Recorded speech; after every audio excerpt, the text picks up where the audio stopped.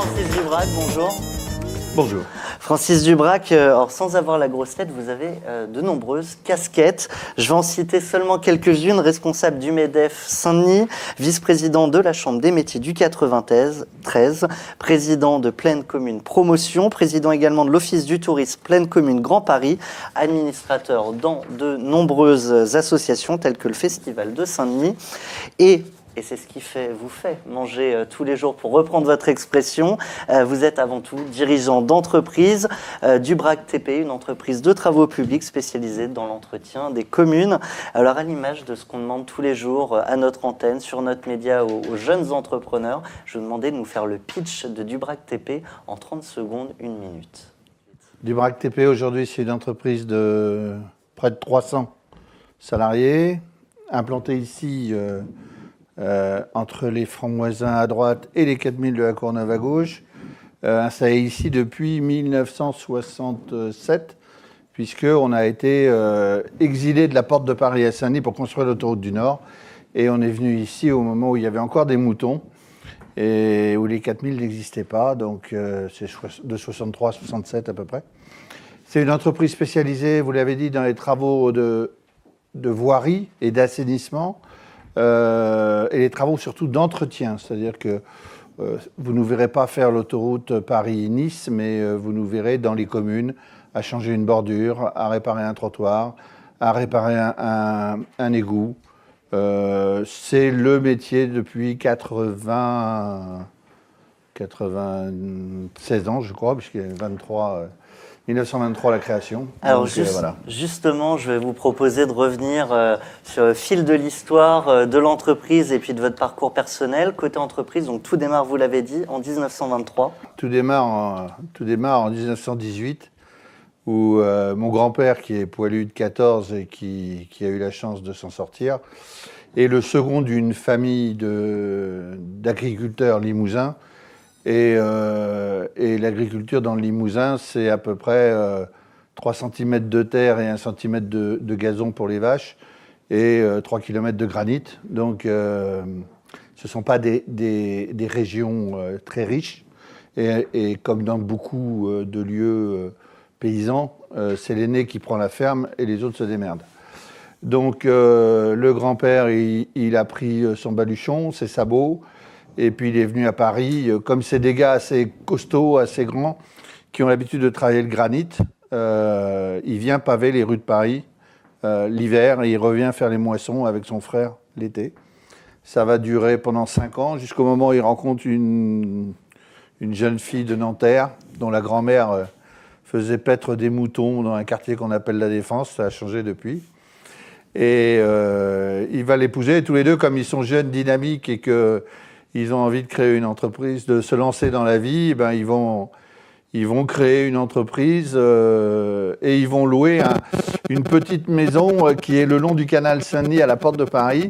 Et ils vont le louer au canot de Paris à titre précaire, parce qu'il est prévu de faire une grande route à cet endroit-là. Et finalement, cette grande route, elle arrivera 40 ans plus tard à travers l'autoroute du Nord. Et donc l'entreprise s'installera 40 ans porte de Paris. J'habitais Saint-Denis, les portes de Paris.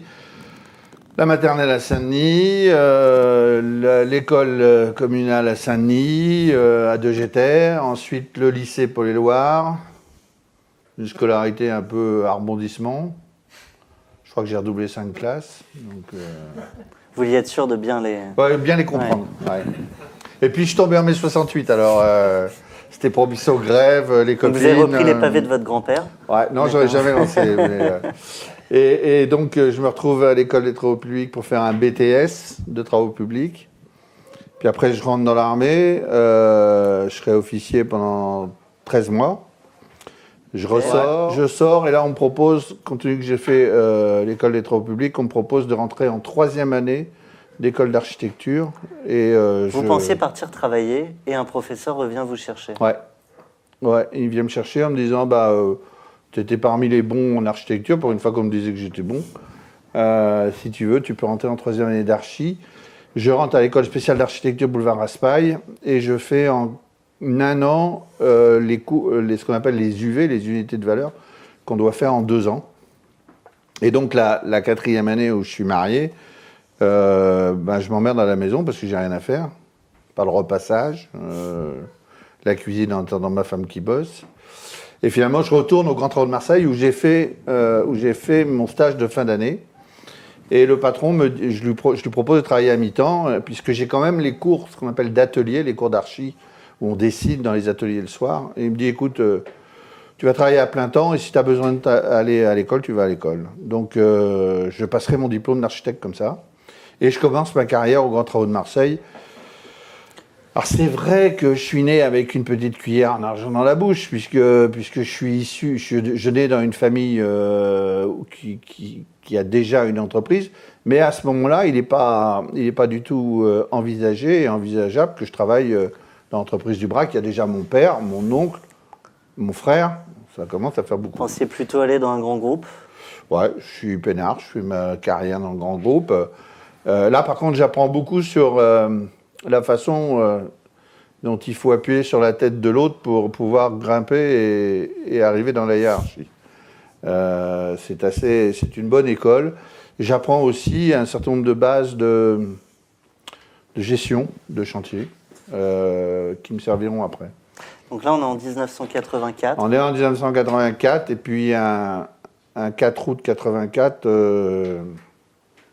mon père est sur la plage et puis il se lève et il retombe, il est mort. Donc l'entreprise voit son principal, l'aîné disparaître et mon oncle me demande de venir rejoindre l'entreprise et comme ça je reviens dans l'entreprise du Brac pour m'occuper d'un secteur du Val d'Oise pendant à peu près 10 ans. Comme conducteur de travaux. Comme conducteur de travaux. Et puis, pour ceux qui connaissent Pierrefitte, il y a une école qui s'appelle l'école Eugène Varlin qui est en construction. Et la grosse entreprise de bâtiment qui est l'Hirondelle fait faillite et le chantier est planté. Et comme le maire sait que j'ai été dans le bâtiment au Grand Travaux de Marseille, il me propose de reprendre le chantier, chose que je vais faire. Donc, je reviens un petit peu en Seine-Saint-Denis faire cette école. Après, je ferai le collège Pablo Neruda qui connaîtra la même aventure. Puis progressivement, je viens m'implanter en Seine-Saint-Denis. Enfin, moi, personnellement, l'entreprise y est déjà depuis longtemps.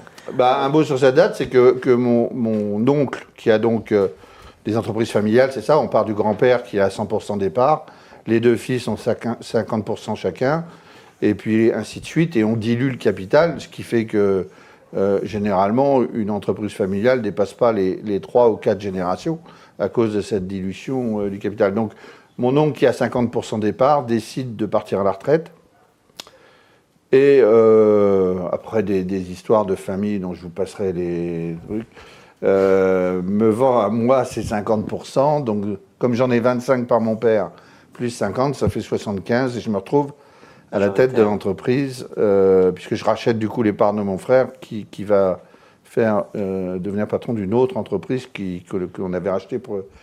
Et là, c'est un moment assez compliqué parce qu'il faut mettre beaucoup d'argent. Contexte tendu. Ouais. Parce que, en l'occurrence, en 98, donc quelques années avant, là où nous, on a tous gagné avec la Coupe du Monde, vous perdez beaucoup. Une filiale en faillite. 200 000 euros de pertes sur le village Brésil. 300 000 de pertes sur le Stade de France. Et 3, un contrôle fiscal à 300 000 euros. Donc 1, 2 et 3 0. Mais là, c'était vous le Brésil. À peu près, ouais. C'est à peu près ça. Et dans ces cas-là, je dis toujours aux gens, vous savez, quand vous avez des ronds, le banquier vous invite à bouffer. Quand vous n'en avez plus, il vous convoque dans son bureau. Et là, je suis effectivement... Alors, je me retrouve avec un frère qui a fait une rupture d'anévrisme au cerveau, un oncle qui est en dépression, et j'ai jamais fait de gestion d'entreprise, parce que j'ai une formation technique, et je me retrouve devant un banquier à qui je dois finalement 1,5 million, quoi. Et là, qu'est-ce qu'on lui dit au banquier? On ne sait pas trop. On arrive avec son business plan, auquel vous ne croyez pas du tout, parce que vous n'êtes pas Madame Soleil, vous ne savez pas ce qui va se passer dans 3 ans. Mais il le veut sur 5 ans. Il n'y a que lui qui y croit.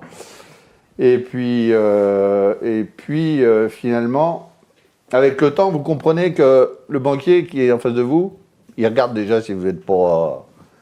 Enfin, je ne sais pas, si vous n'avez pas un os dans le nez et puis des cheveux rouges et du piercing partout. Il a le choix. Soit il arrête les vifs tout de suite, et lui, il perd 1,5 million, il perd 1,5 million, soit il vous fait confiance et c'est quitte ou double. Soit il est remboursé, parce que vous réussissez, soit il perd 2 millions. Donc il a joué. Donc il a joué. Et il a gagné. Ouais. Un contrôleur de gestion. Un contrôleur de gestion. Pourquoi un contrôleur de gestion? Parce que, comme je vous l'ai dit, on a un métier d'entretien. Donc la ville de Saint-Denis, par exemple, va nous donner un bon de commande pour refaire 10 mètres carrés ici de pavage. Et puis pendant le chantier, il y a un riverain qui va sortir ou un commerçant qui va dire aux fonctionnaires de la ville vous avez vu le poteau de sens interdit qui est tordu et puis la borne là, elle est cassée. Il faudrait la changer. Il faut la changer. Donc le fonctionnaire de la ville va voir le chef de chantier et lui dit verbalement de réparer ça en plus. Mais nos conducteurs de travaux ont tellement de choses à faire qu'il peut oublier ces choses dont il n'a pas de bon de commande. Si vous n'avez pas de contrôle de gestion, pour dire au gars à la fin du mois, t'as facturé 10 000 mais t'en as dépensé 15 000, comment ça se fait? À ce moment-là, il y a une petite lumière qui s'allume au-dessus de sa tête et qui se dit mais merde, j'ai pas demandé le bon de commande. Et on a perdu, à mon avis, 300 000 euros par an avec ces conneries-là, en oubliant un certain nombre de facturations. Donc le contrôleur de gestion est là pour rappeler et faire le bilan mensuel des dépenses et des recettes avec l'entreprise. Donc ça, il faudra 7 ans pour se relever, mais effectivement, ça a changé la vie de l'entreprise. La principale qualité d'un chef d'entreprise, c'est de savoir s'entourer. C'est comme un chef d'orchestre. On n'est pas pianiste, violoniste, batteur. Non, tous les gens ont une fonction, un savoir-faire. Après, il faut avoir les bons outils au bon endroit et le bon pianiste. Ouais, parce que vous avez 2 problèmes. D'abord, l'embauche. Trouver les bonnes personnes à l'embauche. Alors, je sais pas, il y a des tas de bouquins. Il y a des tas de mecs qui vous font de la graphologie, de la numérologie. Moi, je suis persuadé qu'une fois sur 2, on peut se gourer. Donc, le mieux, c'est de faire travailler les gens, puis de voir après comment ils réussissent ou pas. Si ça va pas, bon, on se fait une poignée de main, au revoir monsieur. Puis si ça va, tant mieux. C'est pas la peine de lui demander le pédigré sur 5 générations. Ça, c'est déjà l'embauche. Et après, on avait un deuxième problème à partir des années 2000-2005, c'est que... Ils partent en retraite? Eh ben oui. Les mecs qui sont arrivés dans les années 60, 70, poussés pour les Portugais par la dictature de Salazar, pour le Maghreb, pour des tas de raisons. Ils sont arrivés en France, ils ont appris leur métier, ils ont bossé pendant 40 ans, voire 45 ans. Ils avaient tout dans les mains, et puis comme on était à l'aise et que tout se passait bien, on n'avait pas pensé à la relève. On n'était pas rentré dans des plans de formation ou des choses comme ça. Et puis dans les années 2000-2005, les vagues migratoires, c'était quand même assez tari. Et la question se posait urgemment, puisque ce savoir-faire que ces hommes ont dans les mains ou dans la tête, qui est décrit nulle part, c'est le savoir-faire des bâtisseurs des cathédrales, c'est un savoir-faire, point barre. Attachés à leur boîte, alors pas attachés au sens paternaliste du terme, attachés au sens où le matin, quand on pose le premier pied par terre, on a envie de se dire tiens, je suis content d'aller au boulot. Et si je suis content d'aller au boulot, je vais apporter au groupe, à la boîte, je vais lui apporter quelque chose. Alors, ne me demandez pas comment j'y arrive, c'est pour moi un mystère tous les jours. Je vous le demanderai peut-être après quand même. D'accord. Mais que les gens ont envie de travailler pour le bateau dans lequel ils sont, parce que finalement, une entreprise, c'est un bateau dans lequel tout le monde rame, avec un capitaine. Il peut y en avoir qui ont envie de moins ramer que d'autres. Et les bons bateaux, c'est ceux où tout le monde rame ensemble. Alors pourquoi ils rament ensemble, ça c'est aussi une question. Dans le contexte d'aujourd'hui, alors le contexte est compliqué. Aujourd'hui, en région parisienne, vous avez quasiment des entreprises comme la nôtre, il y en a 2. Il y a Fayol dans le Val d'Oise, il y a Dubrac en Seine-Saint-Denis. Et en face de nous, on a qui? On a le groupe Colas, avec ses filiales. On a le groupe Vinci avec Rovia, avec Jean Lefebvre, avec d'autres encore, Bouygues. Oui. Il y a Bouygues qui est Colas, c'est le groupe Colas. D'accord. Et vous avez le groupe Eiffage. Donc face à nous, on a des grands groupes, quoi. Donc normalement, on ne devrait pas tenir, sauf qu'il doit y avoir quelque chose qui fait qu'on est différent d'eux. Alors sur quoi on insiste par rapport aux autres? C'est sur le service. Vous pouvez appeler à minuit, vous tomberez sur quelqu'un chez Dumrac. Vous pouvez demander des équipes à 1h du matin. Les gars sont prêts à partir et à sauter dans les chaussures. Quand il y a eu l'incendie de la Courneuve il y a 3 mois, on était en appui pompier pour que nos pelles mécaniques puissent ouvrir les bâtiments pour que les pompiers arrosent. Et les mecs, ils sont venus à 1h du matin.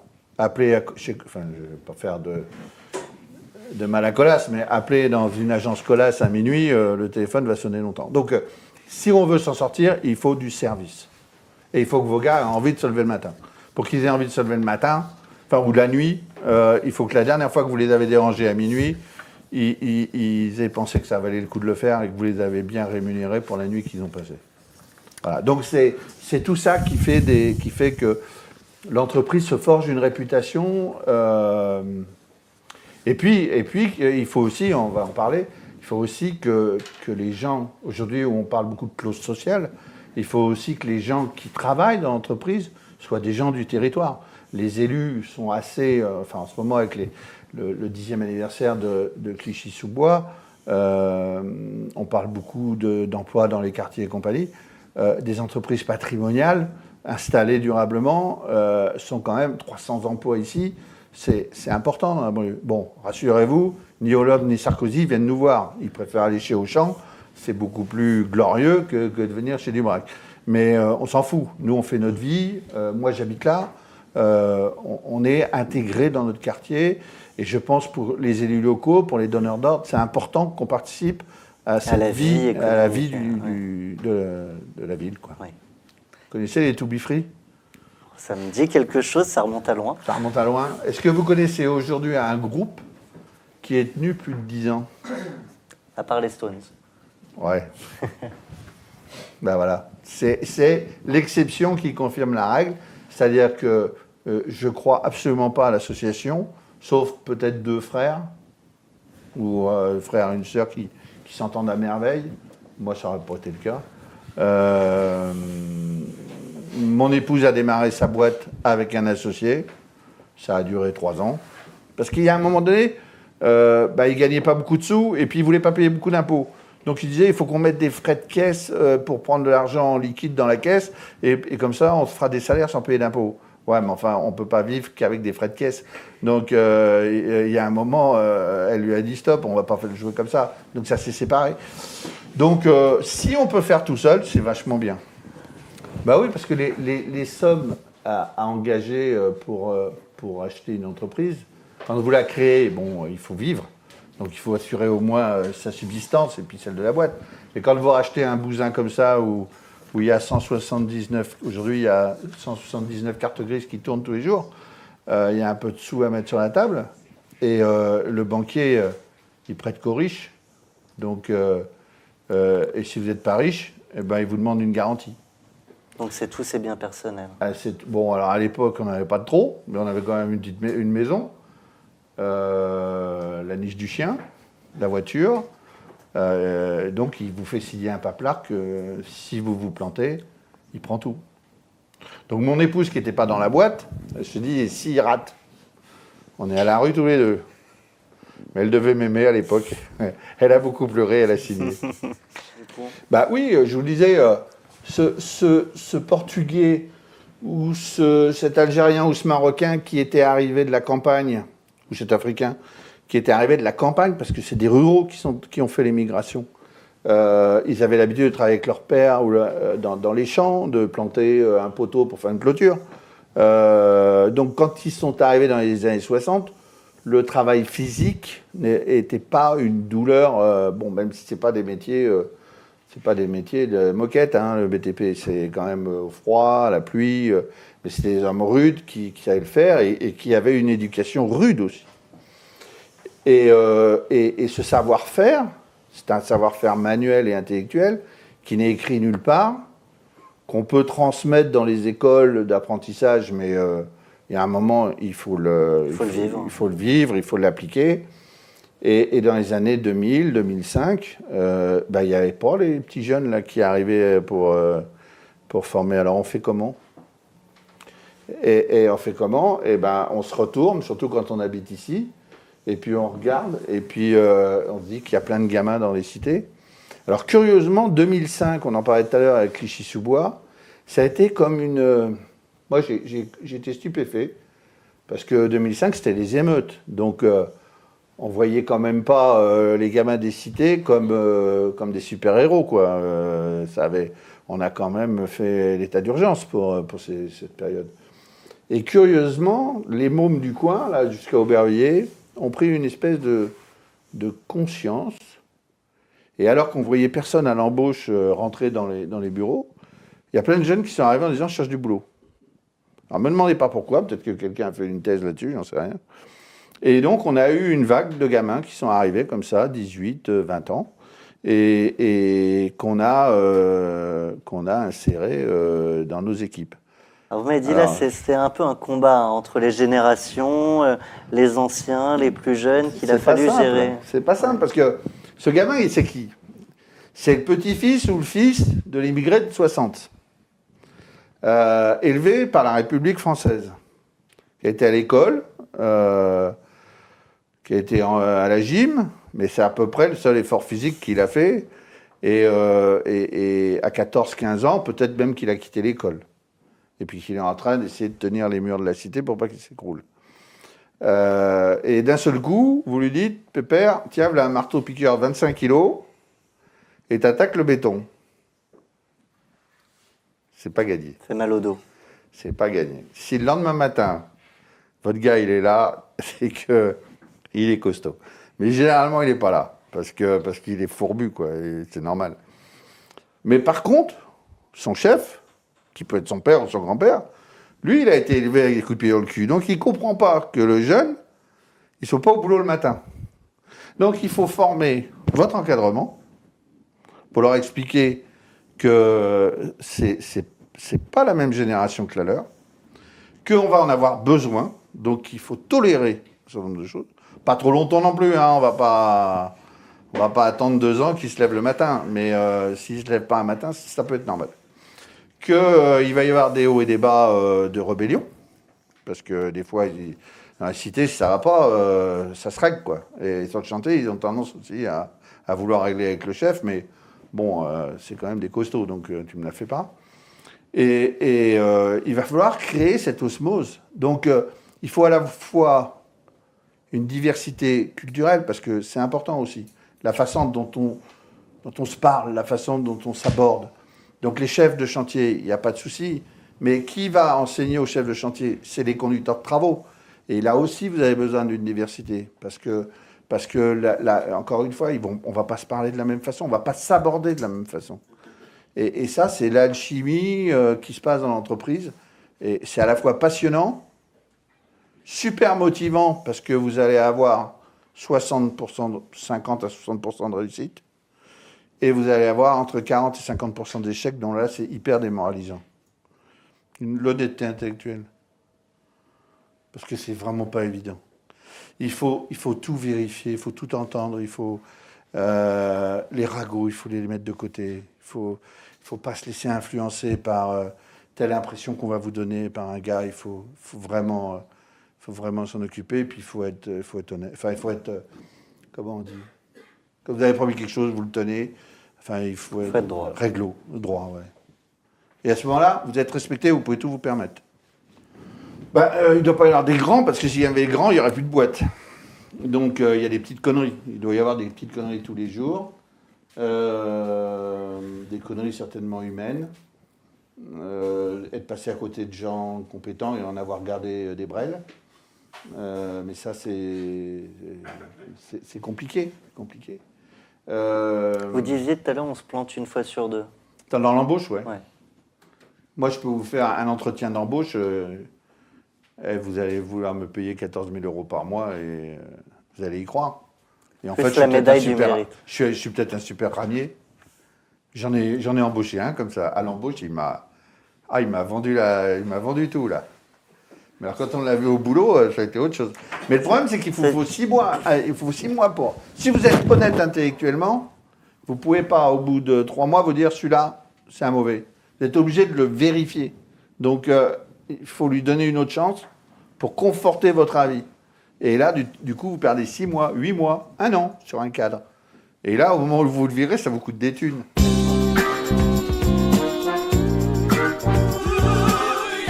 On s'en était donné 3. On s'en était donné 3. Je peux vous aider. On a parlé d'innovation permanente, déjà. Ouais, il faut être...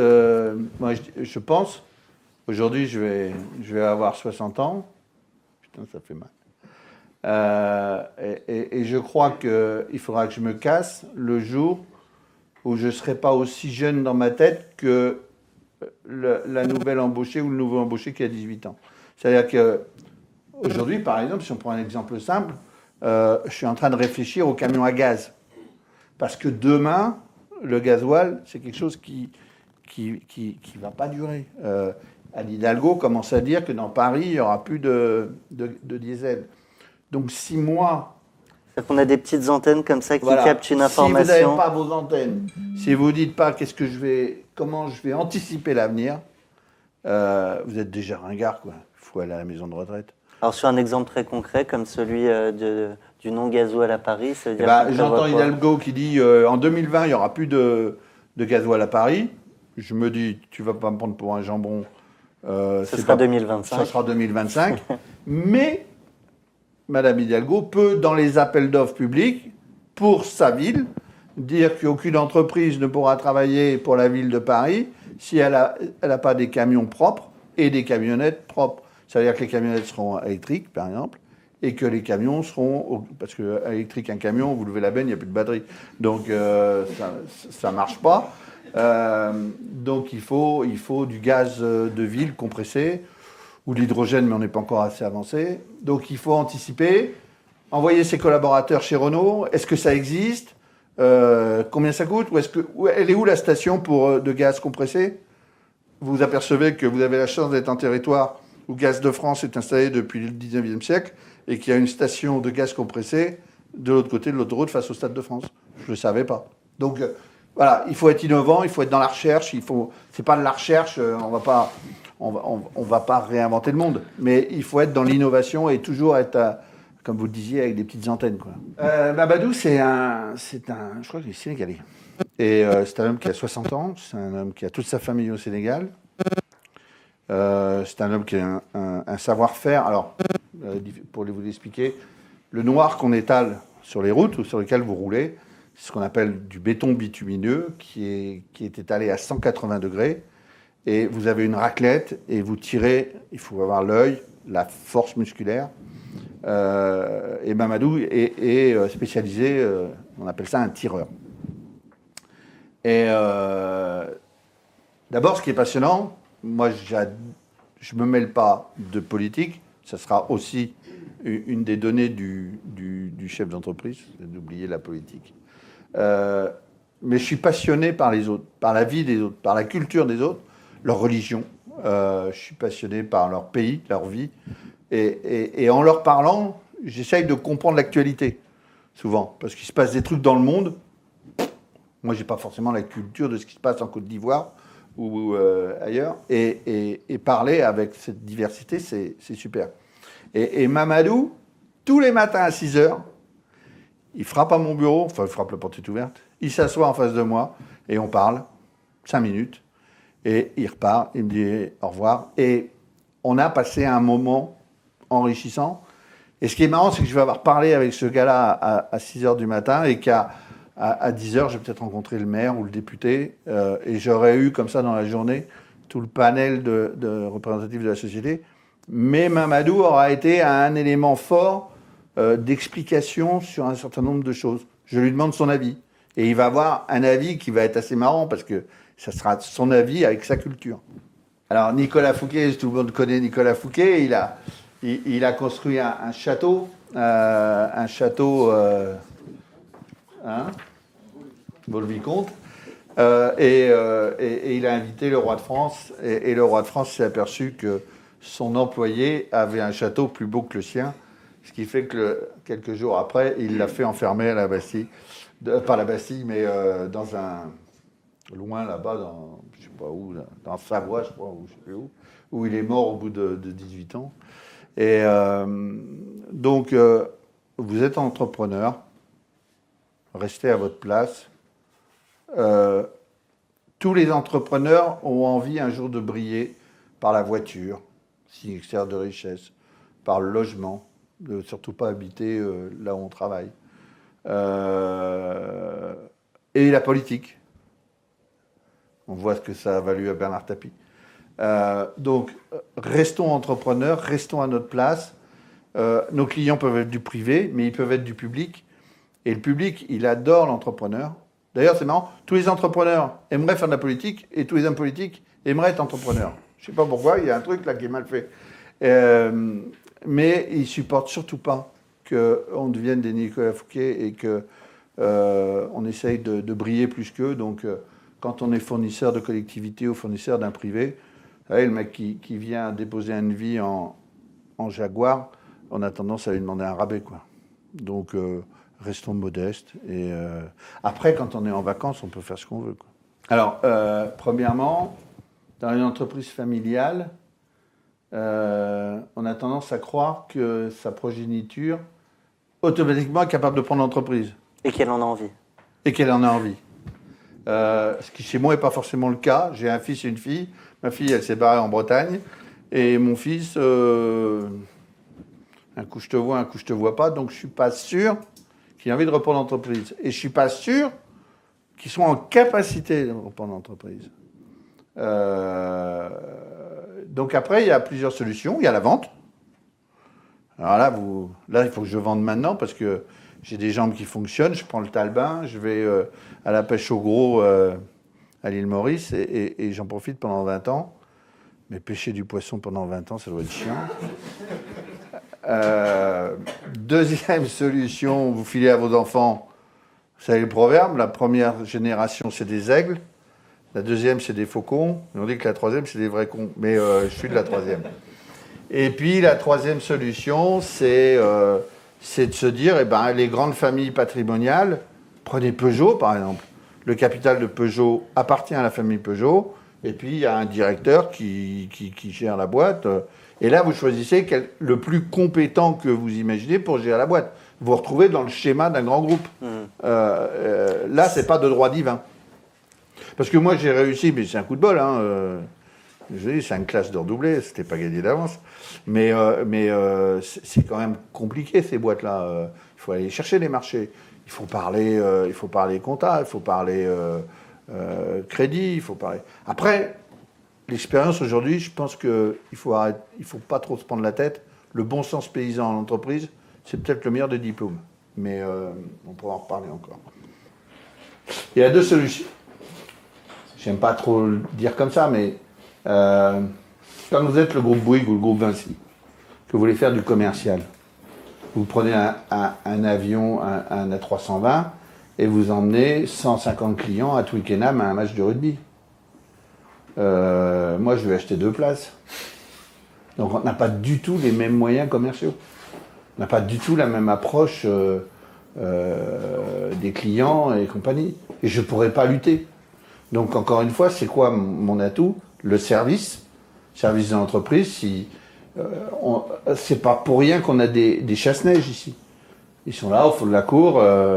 Ils servent de moins en moins. On va faire la COP 21, ça serait chaud. Mais il y a 4 ans, il y a eu un coup de neige, une soirée. Les élus savaient où appeler pour être dépannés. Donc c'est la proximité en fait. La proximité, le service, et puis par ces activités périphériques, c'est vrai que je rencontre tout le monde. C'est comme ça que j'étais président de l'agence de développement de la Seine-Saint-Denis pour les communistes, à l'époque où le Conseil général était communiste. Et puis quand Barthelone est arrivé, je me suis dit, Barthelone, il connaît d'autres mondes. C'est pas le petit Dubrac des Francs-Moisins à qui il va confier la gestion de la promotion économique de la Seine-Saint-Denis. Ah bah si, j'en reviens pas encore. Bon, après il l'a fermé parce qu'il n'y avait plus de sous, mais Mais voilà, donc ça m'a permis de connaître Barthelone, c'est le conseil départemental, la nouvelle équipe. Et puis ça vous permet d'avoir des infos, de faire le commercial. Mais c'est long. Ce que je disais par rapport à l'implication de chacun dans les assos, dans le monde. Mais c'est compliqué quand on démarre une boîte parce qu'il faut être directeur commercial, il faut être directeur financier, il faut être directeur de tout. Donc on n'a peut-être pas trop le temps d'aller faire le mariole. Moi, ma grande chance et ma grande force, c'est qu'ici j'ai un staff, j'ai un adjoint, j'ai le contrôleur de gestion. Quand je suis à l'office du tourisme, j'ai un directeur. Quand je suis à Pleine Commune, il y a un service dédié pour Pleine Commune Promotion. Je veux dire, avec les ordis, les mails, les téléphones, on gère quand même vachement de trucs. Et comme je ne m'occupe que de choses dans notre département, et voire même sur l'ouest du département, quand tu as des routes qu'on a qui sont assez dégagées, aller à Bobigny d'ici, aller à 86, aller à 200 mètres, j'en ai pour 10 minutes à aller à Bobigny. Donc on circule très bien, on voit beaucoup de monde à la fois. Mais ça, effectivement, c'est l'atout commercial. Mais c'est dans les listes que le mec qui pense à tout. Moi, je me lève le matin, heureusement que je pense pas à tout, parce que sinon, vous déprimez. Le matin, vous vous levez, vous prenez votre café, vous allez le prendre avec vos gars, vous retournez à votre bureau, et puis les problèmes, ils arrivent, les bonnes nouvelles, les mauvaises, et on les gère. C'est de la gestion quotidienne. Le débat, la discussion dans les bureaux avec vos collaborateurs. Personne n'est unique et capable de gérer. Si vous ne parlez pas à vos mecs, et si vous remontez pas des questions, et si vous n'écoutez pas la radio, si vous n'écoutez pas la télé, savoir ce qui se passe dans votre environnement. Si on veut réussir dans l'entreprise, on prend du temps à l'entreprise. Et puis un jour, vous allez au mariage de votre fille et vous dites « Merde, elle a grandi ». Ça fait bizarre. Je ne changerai rien. Peut-être un peu plus avec mes enfants. Peut-être que c'est ça mon... Ouais, ils sont pas à la rue, hein. Et j'ai de très beaux petits-enfants, mais je crois que j'ai raté quelque chose, là. Mais est-ce que vous pouvez faire les deux? Je sais pas. Ça, le BTP, c'est le matin, et puis c'est aussi le soir. La journée, elle commence le matin à 6h, et puis le soir, les équipes rentrent, le machin, puis mes activités professionnelles m'ont emmené dans des conseils d'administration associatifs le soir. Peut-être que si j'avais un regret, ça serait peut-être ça. Mais est-ce que je pourrais le faire autrement? J'en sais rien. Je dois être mal formé. Parce que le soir, quand je rentre, je prends mon chien qui est dans le jardin, mon parisien, je vais faire les mots croisés, j'oublie tout. Mais c'est pas normal. C'est pas normal. Normalement, je devrais pas dormir la nuit. Quand on a perdu le marché de Saint-Denis il y a une quinzaine d'années, à l'époque, il n'y avait pas Pleine Commune. J'ai pris un verre de whisky complet, puis ça m'a endormi, j'étais obligé. Mais si vous, enfin, je sais pas si on peut vivre longtemps en étant stressé. Je pense que chaque individu est différent par rapport à ça. Peut-être qu'il y en a, ils vont déstresser en faisant du yoga. Vous, ce sera peut-être, je sais pas, moi, en allant faire une partie de tennis. Non, mais je sais pas. Moi, peut-être j'ai besoin de faire du sport, j'en ai pas fait. Puis quand je vois que le patron d'Eiffage, 47 ans, marathonien, polytechnicien, coureur automobile, il est mort d'un infarctus, je me dis j'arrête le sport. C'est le plaisir qui t'enlève le stress.